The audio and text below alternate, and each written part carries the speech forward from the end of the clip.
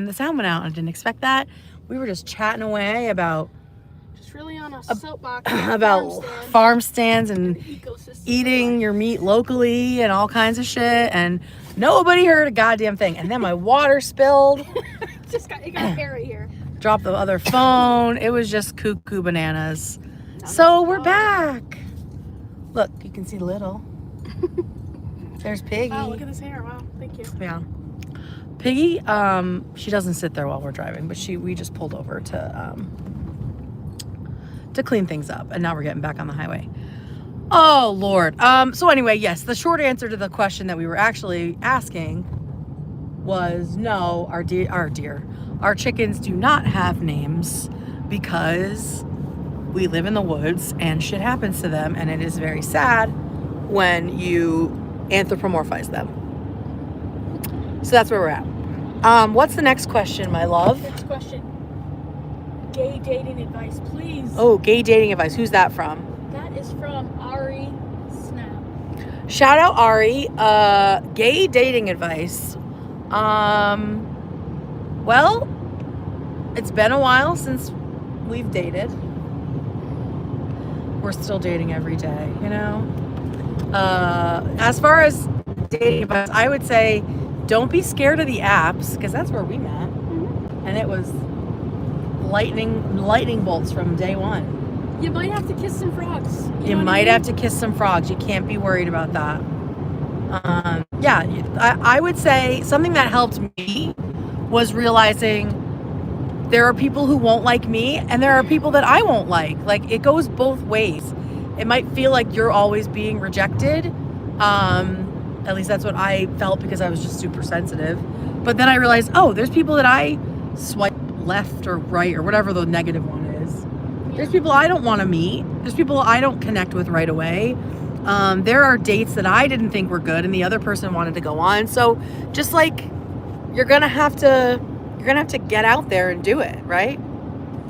Yeah, and you want to trust your intuition about it too, right? Trust your intuition. Be, like, authentic to yourself. Yes, right? For sure. Like sometimes when, you know, in my 20s, I was definitely like twisting myself into pretzels to find someone and like, you know, date somebody. It was like, yeah, it was more important to date someone than to date. Find somebody that's compatible. Yeah, to date someone you actually like. And, you know what I mean?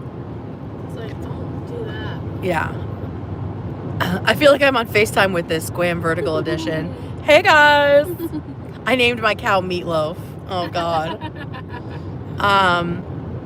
Good morning, Brooke. Hi, Rum Tum Tuggard. Tell us everything we missed. Yeah, well, we were just talking about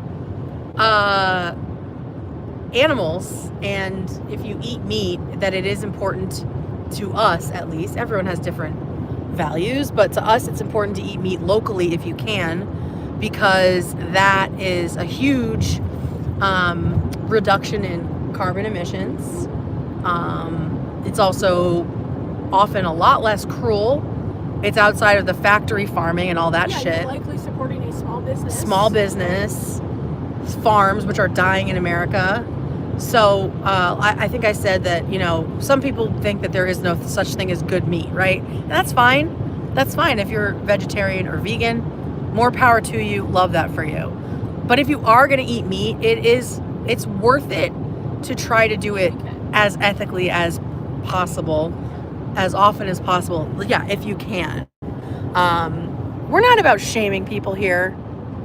You should tell the story again. Tell the story about when you were at the. Okay.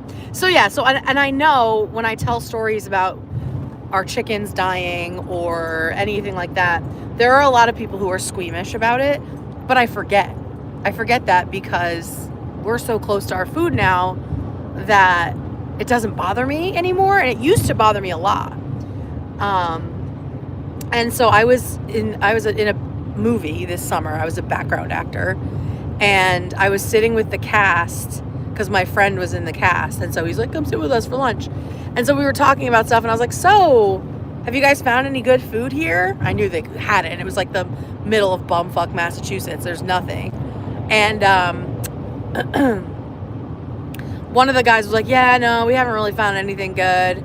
And I said, oh, well, you know, I was driving in and there was a place down the road that said they're doing, oh, thank you, Becca, that said they're doing like barbecue, like brisket or whatever it was, like all day until it's sold out. I thought that was pretty cool. And they're like, oh, wow, cool. Like just a roadside spot. And I was like, yeah. And it's awesome because it's at the beef farm. Like there's cows right there. So you know it's fresh. And they were like so grossed out by that. They were so grossed out. All the, you know, the LA folks, like the city mice. Or one of the guys was like, I don't want to go to a place where I can like pick out my cow on Wednesday and then eat him on Friday. And I'm like, I don't know. Okay, so that is too close for him. All right. Yeah. We bought half a cow a few months ago and it's life-changing. That's right. No, we've been thinking about that. We will be at a beef farm. Oh, they sold all their cows, didn't they? I don't know if he sold all of them. We'll see. One of our friends owns a beef farm. Is it called a farm? Cattle farm. A cattle farm. And so we go there for New Year's. And so maybe I'll be able to live stream some of the cows if you want to see them.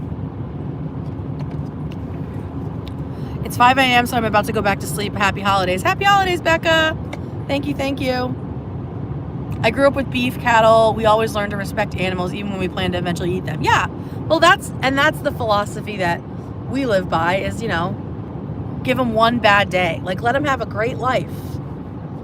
Like our chickens, when possible, can free range, right? They're out having a wonderful time. And then if something happens, if a fox gets them, it's fast. You know, they're not like sitting in their own filth in a factory somewhere, shitting out eggs, right?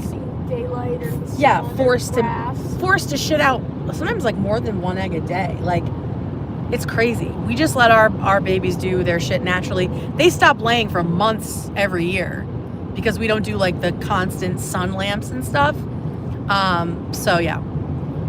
Okay, gay dating advice. Oh my God, gay dating advice is what we're supposed to be talking about.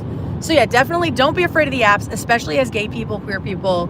We have a small community. Like, you're gonna need to seek people out, and it might not be within your like 10-mile radius. Be okay with getting turned down. That's just what happens in life. Happens to all of us.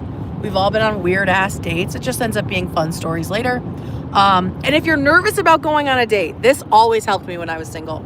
If you're nervous about going on a date, all you have to do is look yourself in the mirror and say, no matter what happens, I'll be home in like 90 minutes, no pants, in bed, watching Netflix. And that was just like, that took so much pressure off. It was like, hey, even if they fucking hate me, I'm still coming back to my life, which I enjoy. And yeah, it'll be a thing of the past very soon. So just try to have an open mind, you know? I don't know what it's like though now dating queer folks out here. Yeah. I wonder if the polyamory thing is like a problem. Not a problem, but like a complication. Yeah, like just splits the... Yeah, but young people I do not think are equipped for that. But that's maybe I'm just me being old. Yeah, but like I could barely manage but they just one have a relationship. Different philosophy about it. So I mean, like managing, it's like, well, you have more than one friend, right? So, oh, brother. You know what I mean? I know, but it's like teenagers, early 20s. Yeah, no, that's so complicated. But the thing is like a lot of people are cheating on their significant other, so it's like if you they are juggling it. Yeah, you know what I mean? Yeah, so yeah. Honest, it's setting expectations. Yes. You know, but like it's not for me. Not for me. But like I see how it can happen. You know? Yeah. We also can see how it could crash and burn. You know, because that's life too. We've definitely seen that. You know what I mean? We have seen that up close and personal. Not in our relationship, obviously. I'm in a polyamorous relationship with Dunkin' and Starbucks. Hey, Starbucks, are they still on strike? Don't drink Starbucks, everybody. If they're still... Guess you're Get monogamous. Get monogamous with Dunkin'. You know, just for a little while. Asexuals, where are you at? Oh gosh, we had such an intense asexual chat one night on stream because I was like so ignorant about all of it. But that was really great. Hey Deej. All right, what's the next question? Do you have it? Yes. I hope that was helpful Didn't make it to sound Ari. like we're really old. I know, right? Like, oh, why don't you get on these applications and try? Oh, this one's long. Okay. This is from Lunar Arrow Lee says, what's the best gift you've ever received from wifey, and what's the best gift you ever gave her? P.S. Thank you for making time for the clamily during the busy holiday season while also being a full-time employee with a family and life. I don't know how the fuck you do that. I don't sleep very much. My sleep schedule is fucked in the ass. So hopefully I'll be sleeping and getting back on a better routine. One of the things I wished for on the Yule log was balance. To have like a more balanced life and like a better routine in general. Because yeah, this is not sustainable. It's not. Okay, so what's the best gift you have ever received from me, I guess?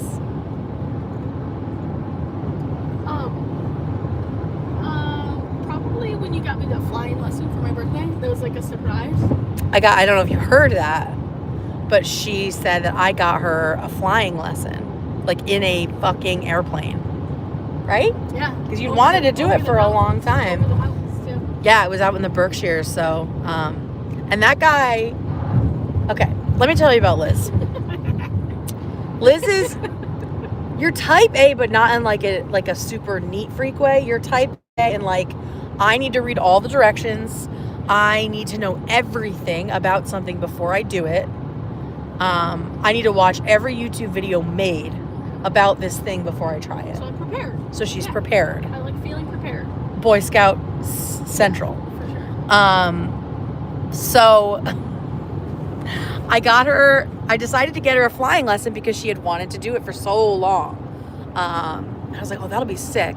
And so I told my sister about it. And I was like, I'm thinking that I'll just drive her out there and be like, surprise, bitch.